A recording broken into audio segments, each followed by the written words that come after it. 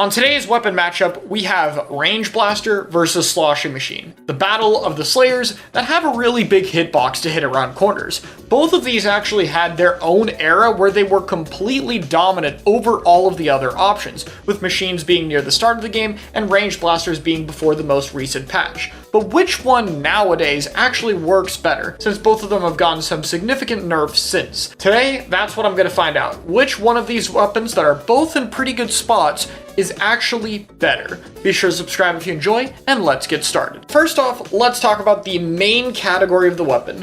Which one has a better area of effect? Now, we could start with just the radius sizes in general, in which, while Machine has a pretty sizable hitbox, Range Blasters is definitely larger. However, both of these have different types of hitboxes. Range Blaster is just a blaster, which means its blast radius will always explode at a certain distance, being the same size. Sloshing Machine, on the other hand, has a hitbox that expands a little bit as it travels, but also can go in a bucket arc. This means that up close it's a lot easier to hit indirects, as well as being able to arc and hit over different corners to do angles that Range Blaster could never actually go for. This gives both of them their own unique strengths, which makes it a very close contest. I think if Range Blaster had its old blast radius, the sheer size of it would end up being the better option. However, with Range's AOE toned back a little bit, I think Machine actually has a bit of advantage given how much easier it is to hit, as well as the added angles the weapon could pressure at to hit locations Range couldn't. In other words, Machine takes this category. Let's talk about its solo killing though. Let's say the weapon has to fight on its own entirely. Which one is going to be better at getting kills than the other one? Machine does have a better reliability factor right off the gate. While it is a pretty slow kill time, the ease of hitting indirects with a lighter spacing requirement, as well as having to hit multiple shots, which increases the chance to get a direct hit with a slightly faster fire rate, makes it a lot easier to more reliably take people out. And it's still not that slow if it's a 3-shot. However, Range Blaster has some advantages with getting kills. Mainly, its direct gives it a way to get a very quick kill, as Machine is going to be slow to kill even if it does get a direct shot off, while Range Blaster has the ability to clutch up a fight with a direct hit.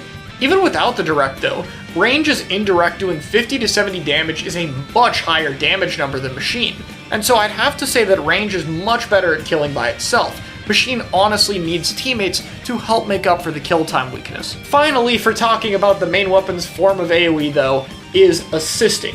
Which one is actually better at helping its teammates get kills?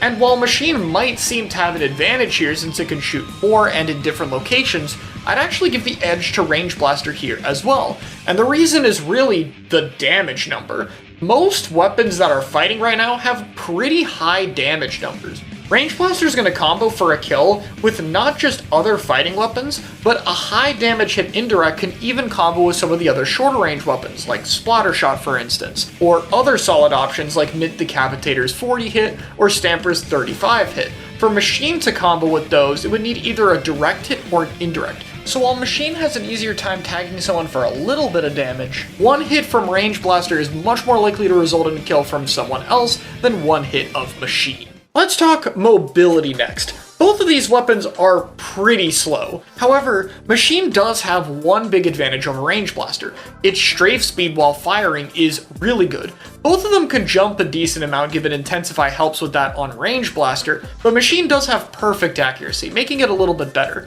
It's the strafe speed that really pushes it over the edge though. The ability to strafe decently fast, which also just changes a little bit between firing and not firing, similar to some semi-automatic weapons, means that it's actually a lot harder of a weapon to track while strafing around than usual, as well as stacking decently well with run speed. So Machine has a much easier time avoiding damage. Next up is another category where both of these weapons have gotten some nerfs.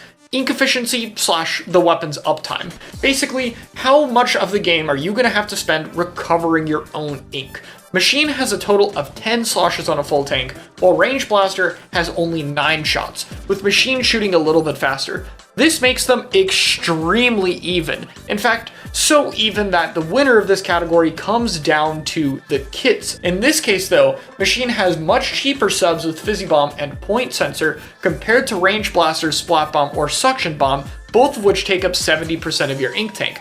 Because of that, Range Blaster's bombs and main weapon combined make it a lot harder to have a good uptime compared to Machine, giving it the win in that category. Speaking of the kits, it's time to get to those. For the sub-weapon, we have Fizzy Bomb and Point Sensor versus Suction Bomb and Splat Bomb. This is actually a pretty even category, as all of these are solid options, since Point Sensor worked particularly well with Machine.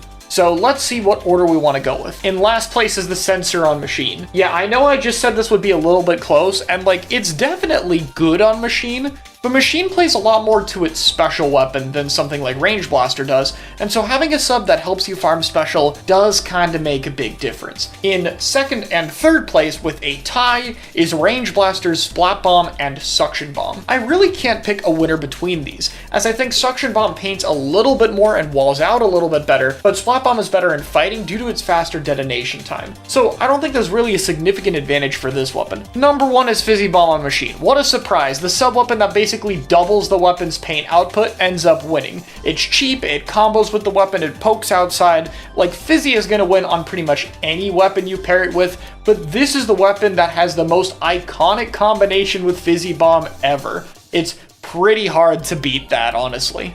Next up are the special weapons, and this category isn't looking that good for Range Blaster. In fact, it's gonna get last place for both of its specials. Which one is better is a little bit hard to say, as it honestly kind of depends on what you're fighting. Wavebreaker keeps the main weapon more active and has a really good combo, as well as helping dealing with sharking, which is something Range Blaster deals with quite a lot, while Kraken gives the weapon the ability to stay alive and stall, which is also very useful since it's not really good at staying alive on its own when it doesn't have a lot of map control from its teammates. Because of that, both of these specials seem relatively even, and it kind of depends on the situation. If I had to pick an order, I'd say the Wavebreaker one is slightly more useful on more maps. Then we have Machine, which has a 190 Trizooka, being 10 points cheaper than both Range Blasters, and a 220 Booyah, but it's paired with the Fizzy Bomb, giving it better output than both Range Blasters. So yeah, obviously Machine is going to have an advantage in its specials category when it just gets more of them right off the bat, and has way stronger specials in general. For which one is actually better though, I would actually give the win to the Booyah Bomb. That might seem surprising considering just how good Trizooka is right now, but for Machine I think a survivability tool is very useful for that weapon, in addition to getting a little bit more of them since it's paired with Fizzy Bomb, which means I think Booyah Bomb will be more frequently available while being a strong and flexible option that can make up for the weapon's low paint output. Next up, Gear Freedom. This category I haven't mentioned for too many weapons here, but I do think it's quite important for this one. Machine has very powerful kits that are important to play towards, and Range Blaster has a lot of different requirements. In fact, Range Blaster has a lot of gear dependency. This weapon typically wants comeback or last-ditch effort, quick respawn, intensify action for the jump RNG, stealth jump, and it would preferably like a little bit more swim speed and some of the other utility subs, but we're already starting to run out of room.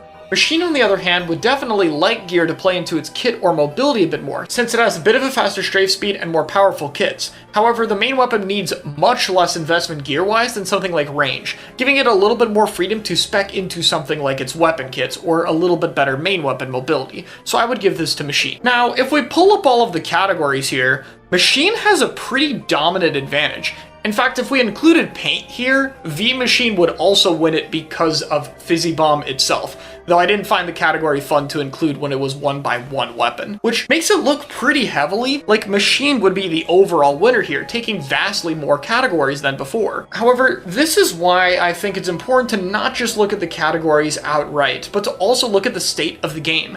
Back when Machine existed, the flexibility of its toolkit as well as a slightly stronger main weapon is what made it really good. However, now the game is different. The weaker weapon kits don't matter as much for midlines because their main job is fighting and slaying and getting kills. And if you look at all of the categories that involve the main weapon getting kills or fighting with its teammates, Range Blaster actually takes most of those. Which means that when you're looking to pick one of these weapons, what you need it to actually do are the things Range Blaster is generally better at. even after its nerfs. Machine still remains a good option, and if you are able to pick it more for the weapon kits and cover it in other areas, it definitely has places where it can be better than Range Blaster, but I think it's a really interesting story to look at just how much has changed between the game itself, because if the playstyle was more similar to the start of the game and based around the weapons kits, Machine would probably still be better, but now, with midlines being more fighting based, Range ends up on top,